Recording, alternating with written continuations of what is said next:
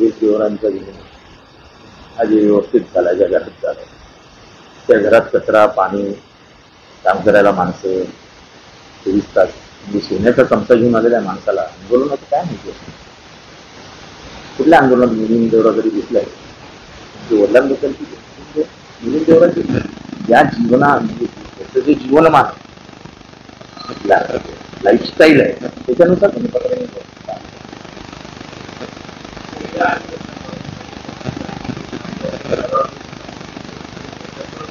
मला कळत नाही. धर्माच्या नावावरती राज्य व्यवस्थित आलेलं सरकार काय करतं?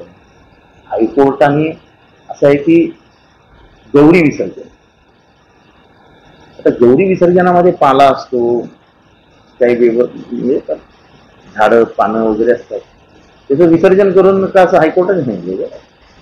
आणि हायकोर्टाने सांगितलं की असं डबक्यात असं ते स्टीलचे टँक बनवा, स्टील नाही लोखंडाचे गंजलेल्या लोखंडाचे टँक बनवा आणि त्याच्यात मलक्या टाकून द्या असं सांगितलं का हायकोर्टाने?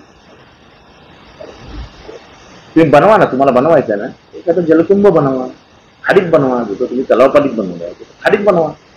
ही कुठली पद्धत आहे लोकांच्या भावनांना ठेच पोचवण्याची? धर्माच्या नावावर राजकारण करताना लोक अत्यंत श्रद्धेने भावनेने पूजा करतात, त्याचं निर्माल्याचं पण ही विसर्जन करतात. निर्माल्याने कुठली खाडी खराब होते? अहो तुमचं सिगरेट जे तुम्ही वर्षानुवर्ष त्या खाडीत सोडतात त्याच्याबद्दल बोला ना. तुमच्यामुळे खाडीचे 12 वाजले त्याच्यावरती बोला. तुमच्या अनधिकृत बांधकामांच्या आशीर्वादामुळे खाडीचा नाला झाला त्याच्यावरती बोला. सत्ताधाऱ्यांनी ठाण्यातल्या नाल्यांचे जे वाटोळे केले, नाल्यांमध्ये जी बांधकामं केलं त्याच्यावर बोला. ठाण्याची मोठी खाडी नाला झाली, त्याला जबाबदारी सरकार, व्यवस्था आहे ना. 92 पासून सत्तेत असलेल्या लोकांनी कधी लक्ष दिलं का?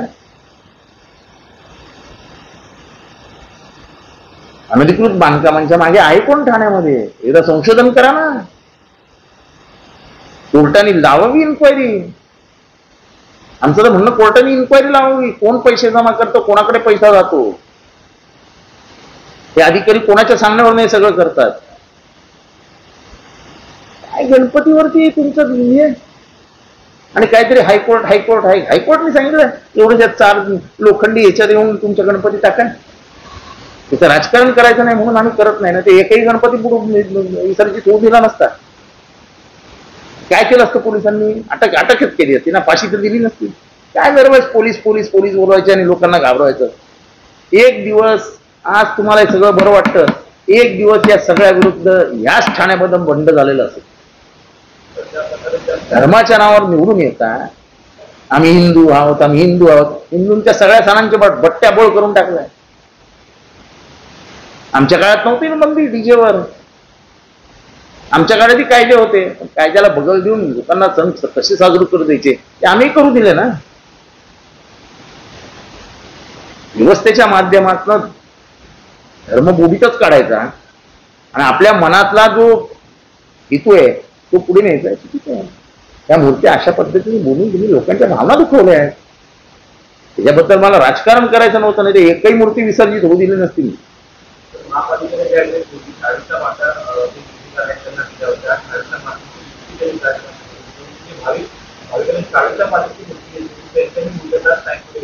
मी तुम्हाला तेच सांगतो, कुठल्या व्यवस्थेने तुम्हाला शाडूच्या मात्याही मूर्त्याही खाडीत जाऊ द्यायच्या नाही.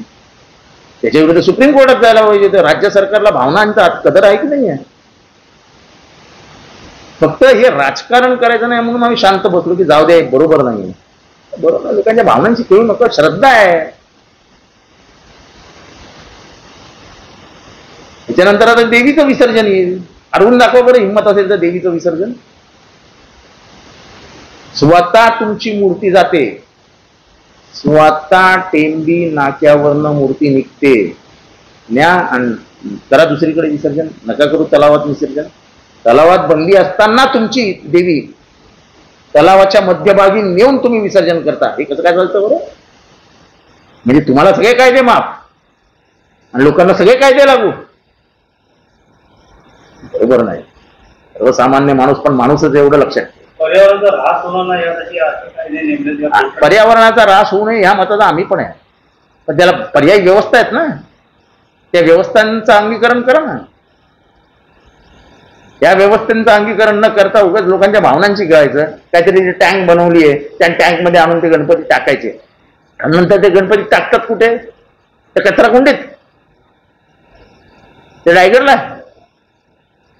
अरे निदान शाडूच्या मूर्त्या असतील तर त्या विरघळून पाण्यातनं निघून जातील.